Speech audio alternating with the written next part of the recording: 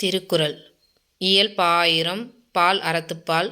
அதிகாரம் அறம் வலியுறுத்தல். குறள் எண் 37.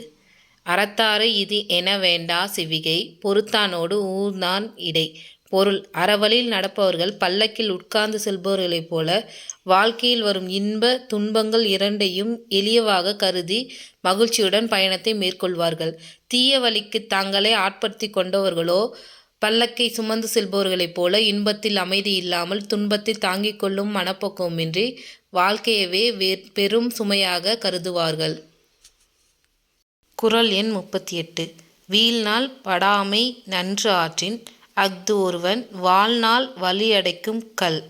பொருள்: அறத்தை செய்யாது விட்ட நாள் இல்லை என்று சொல்லும்படி ஒருவன் அறம் செய்தால் அச்செயலே அவன் திரும்ப பிறக்கும் வலியை அடைக்கும் கல் ஆகும்.